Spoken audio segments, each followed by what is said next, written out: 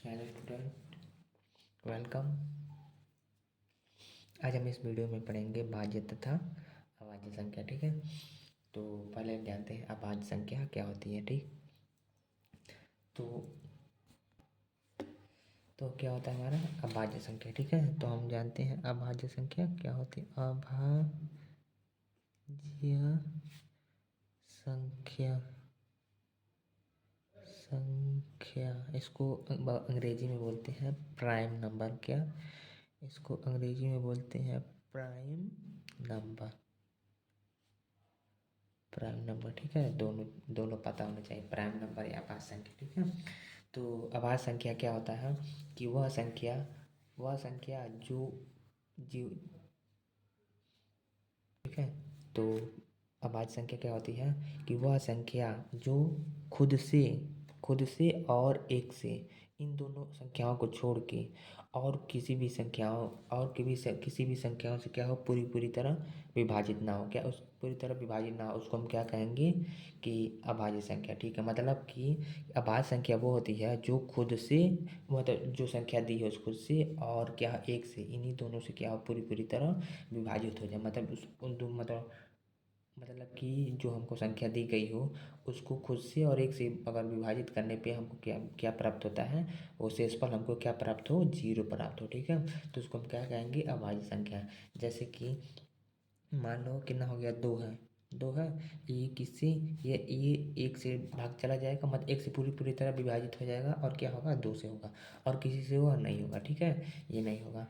और मान ये 3 हो गया, मान लो ये 3 हो गया। ठीक, तो 3 क्या होगा, 3 भी एक से पूरी तरह विभाजित हो जाएगा और क्या होगा, खुद से विभाजित होगा, मतलब 3 से होगा। ठीक है, उसके अलावा किसी से भी ये विभाजित नहीं होगा। ठीक, और उसके बाद से मान लो 5 हो गया, ये 5 भी एक से विभाजित होगा पूरी पूरी तरह और 5 से होगा।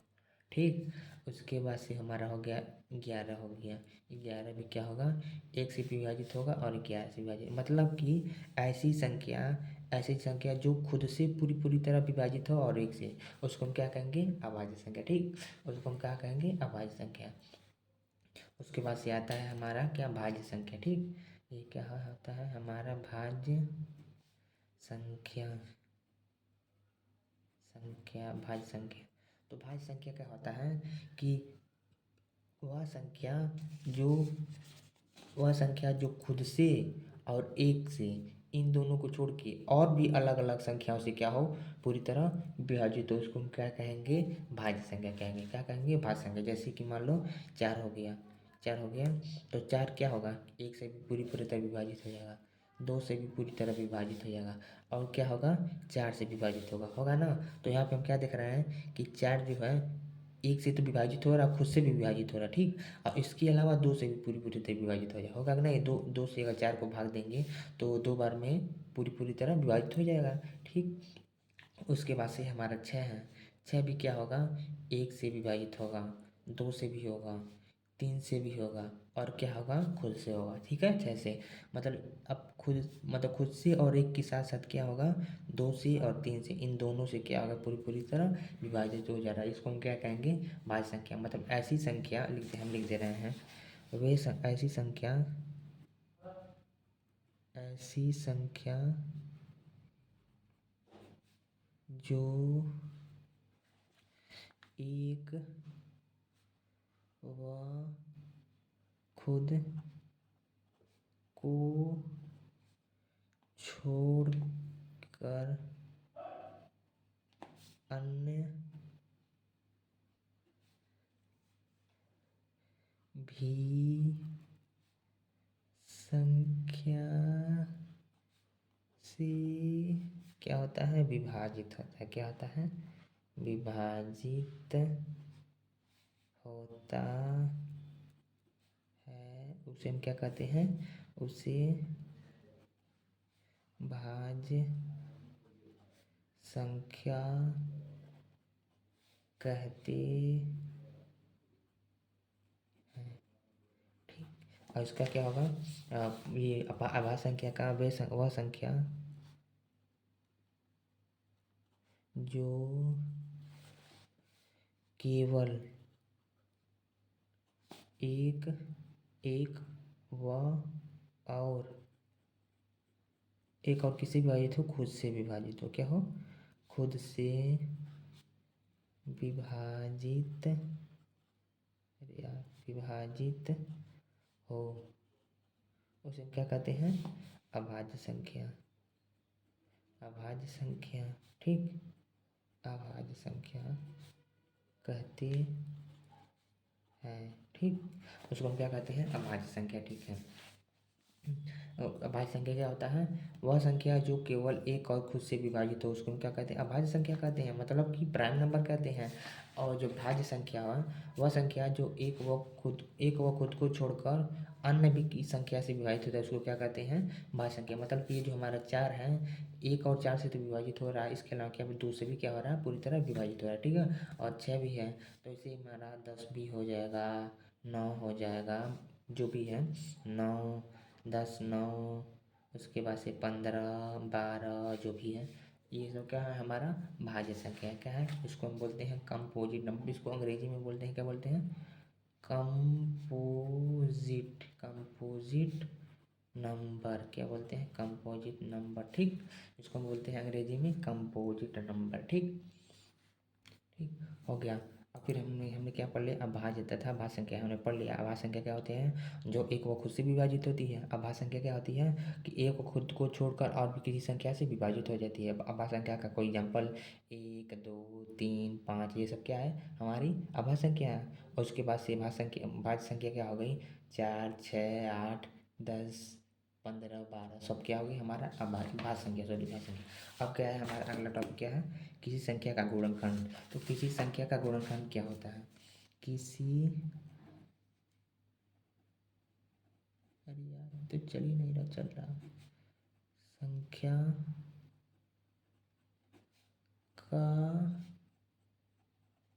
गुणनखंड, ठीक, किसी संख्या का गुणनखंड। तो बेसिकली किसी संख्या का गुणनखंड क्या होता है, मतलब कि जो हमारा जो संख्या, मान लो कोई भी संख्या हमको दिया गया हो, तो वह संख्या मतलब कितने कितने किस किस संख्याओं से पूरी पूरी तरह विभाजित हो जा रहा है, उसको वो उस संख्या क्या होगा, होता है गुणनखंड होता है। जैसे कि ये हमारा 4 है ना, तो 4 है तो ये क्या हो रहा है, पूरी तरह 1 से विभाजित हो जा रहा है, ठीक, 2 से विभाजित हो रहा है, ठीक, और ये 4 से विभाजित हो जा रहा है। तो इसको तो हम कहेंगे कि 4 का गुणनखंड 1, 2 और 4 है, क्या है, 4 का गुणनखंड 1, 2 और 4 है, ठीक। अब ऐसे ही ये हमारा 6 का गुणनखंड 1 है, 1 से भी पूरी तरह विभाजित हो रहा है, 2 हो जा रहा है, 3 से हो जा रहा है, या 6 से हो जा रहा है। तो ये हमारे सारे क्या हो गए, पूरे उसके 6 के गुणनखंड हो गए। जैसे 10 का हो गया, मान लो 1 से पूरी तरह विभाजित होगा, 2 से होगा, 5 से होगा और 10 से होगा, ठीक। तो ये हमारा 10 के 1, 2, 5, 10, ये हमारे क्या होगा, पूरे सारे इसके गुणनखंड होगा, ठीक है। तो हम कहेंगे 10 का गुणनखंड क्या है, 1, 2 और 1, 2, 5 और 10, ठीक। तो यही उसका किसी संख्या का गुणनखंड वही होता है कि वह संख्या मतलब कितने संख्या से पूरी पूरी तरह विभाजित हो रही है, ठीक है। लिख दे रहे हैं इसको, ठीक।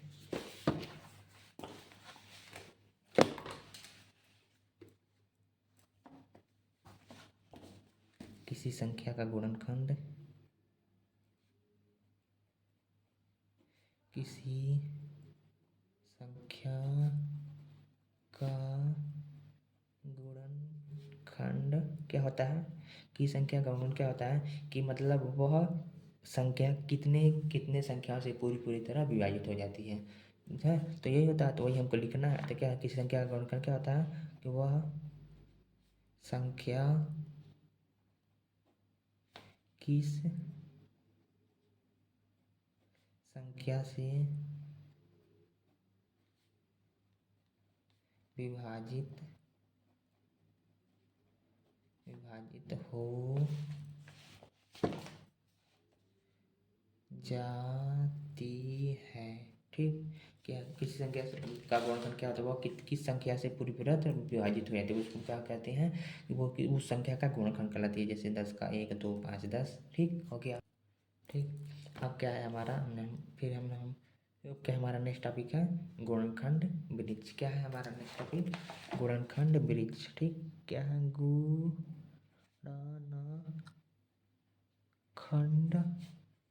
वृक्ष, ठीक। क्या है हमारा अगला टॉपिक, गुणनखंड वृक्ष, ठीक है। तो गुणनखंड बीज क्या होता है, पहले पहले हमको क्या पता है कि गुणनखंड क्या होता है, कि गुणनखंड वो होता है कि वो जो संख्या संख्या मतलब कितने अंकों से कितने संख्याओं से पूरी पूरी तरह विभाजित है उसको हम क्या कहते हैं, गुणनखंड। और उसके साथ हमारा क्या लग गया है, ब्रिज, कि मतलब कि गुणनखंड को ब्रिज के रूप में लिखना है, क्या होता है हमारा गुणनखंड ब्रिज होता है। ठीक, बस सिंपल है कि पहले गुणनखंड जो हमको संख्या दी गई है उसको गुणनखंड, और उसको क्या करेंगे ब्रिज के रूप में लिख देंगे। ब्रिज के रूप में जैसे कि ब्रिज की, जैसे कि ये हमारा कोई हमारा संख्या है, मान लो ये हमारा संख्या है, नीचे संख्या संख्या है, और उसको क्या करेंगे ब्रिज के रूप में ऐसे बनाते चले जाएंगे, ब्रिज के कैसे मतलब बनाते चले जाएंगे। ठीक, इसको हम क्या कहेंगे गुणनखंड ब्रिज। मतलब कि हमारी ये संख्या है, इसको कई भागों में मतलब ठीक है ना, ये बढ़ता ऐसे चला जा रहा है। ठीक, हाँ, किसी जैसे हमारा पेड़ होता है, पेड़ कैसे होता है बनाने, फिर हमको नहीं बनाने आता। ठीक है, तो फिर ये हमारा नीचे का क्या होता है, टहनी होता है, और ये इसके पास ये पेड़ होता है हमारा, नहीं नीचे का सॉरी, ये जड़ होता है, टहनी नहीं होता है, टहनी ये होती है। ठीक, उसके बाद से ये क्या होता है, इसके पत्ते ऐसे ऐसे ऐसे, टहनी फिर यहाँ से ऐसे निकली रहती है, ऐसे ऐसे निकली रहती है। ठीक है, ऐसे, तो इसको क्या करेंगे हम ब्रिज के रूप में लिख देंगे। ये थोड़ी सही नहीं है। ठीक, फिगर, तो फिगर को मत जज के। ठीक है, तो मान लो हम किसी भी संख्या संख्या को ले रहे हैं और उसको हम क्या करेंगे ब्रिज बनाएंगे। ये मान लो ये हमारा यही संख्या ठीक 10 है, तो हम क्या करेंगे पहले 10 का गुणनखंड बीज, पहले 10 गुणनखंड बीज बनाने के लिए पहले हम यहाँ पे लिखेंगे 10। ठीक, उसके बाद से क्या करेंगे, इसको हम क्या करेंगे डिब्बे में पैक कर देंगे। ठीक, इसको हम डिब्बे में पैक कर देंगे। अब यहाँ से इसको एक ऐसी शाखा निकालेंगे, एक ऐसी शाखा निकालेंगे। ठीक, उसके बाद से यहाँ पे एक डिब्बा बनाएंगे,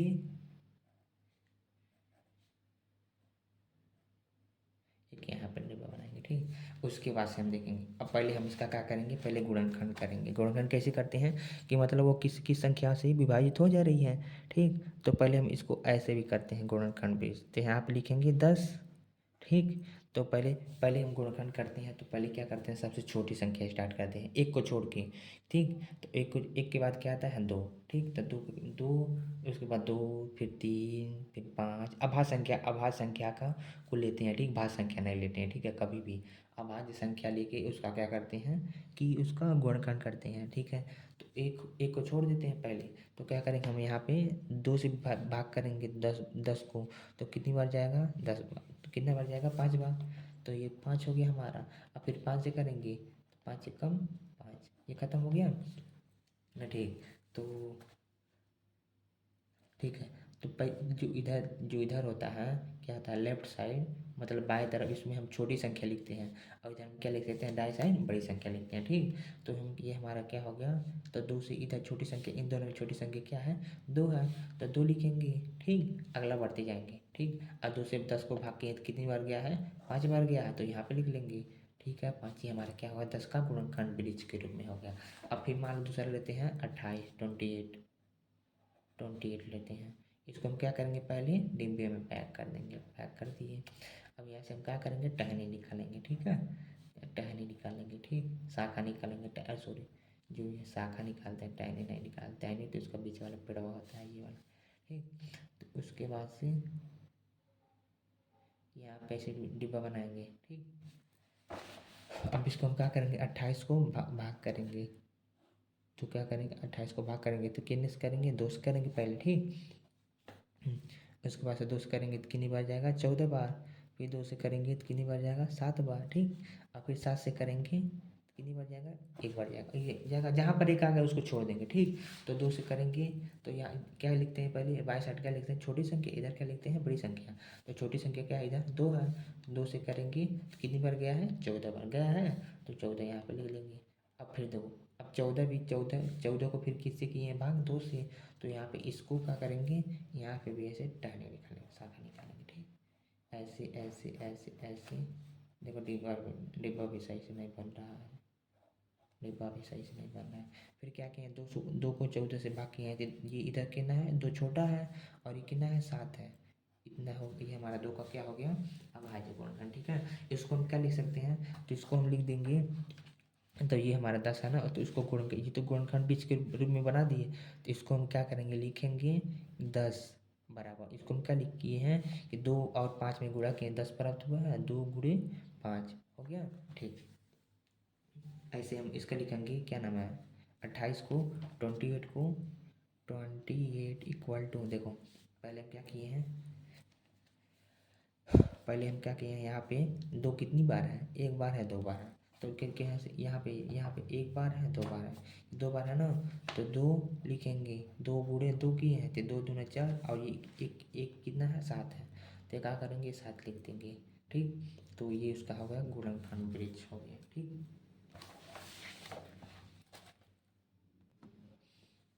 तो हो गया हमारा क्या हुआ, गुणनखंड ब्रिज हो गया। तो फिर आज हम क्या क्या पढ़े, फिर से एक बार दोबारा रिवाइज करते हैं। तो पहले हम पढ़े हैं क्या होता है, भाज्य संख्या, भाज्य और अभाज्य संख्या। तो पहले हम क्या पढ़े हैं, अभाज्य संख्या क्या होता है। अभाज्य संख्या क्या होता है कि वह संख्या जो एक और खुद को छोड़ के किसी भी अन्य संख्या से विभाजित ना हो, क्या कहते हैं, अभाज्य संख्या। ठीक, और उसके बाद क्या होता है, भाज्य संख्या क्या होता है कि एक व खुद को छोड़ के और भी किसी संख्या से क्या होता है, पूरी पूरी तरह विभाजित होता है, उसको क्या कहते हैं, भाज्य संख्या। और उसके बाद की संख्या का गुणनखंड क्या होता है कि संख्या का गुणनखंड वो होता है कि वो संख्या मत जो दी गई संख्या अन्य किसी संख्या से क्या होता है, विभाजित होते हैं, उस संख्या का क्या होता है, गुणनखंड होता है। उसके बाद से हम क्या पढ़े हैं, गुणनखंड ब्रिज। तो गुणनखंड को क्या ब्रिज के रूप में लिखना है, क्या होता है, गुणनखंड ब्रिज होता है। उसके बाद से हमने एक दो एग्जाम्पल दिए हैं। उसके बाद से हम नेक्स्ट वीडियो में पढ़ेंगे कि क्या होता है अभाज्य गुणनखंड विधि से क्या आता है, मौसा तथा लसा ज्ञात करना यह है। अब आज गुणनखंड विधि से मौसा तथा लसा। बस आज के लिए इतना ही, थैंक यू।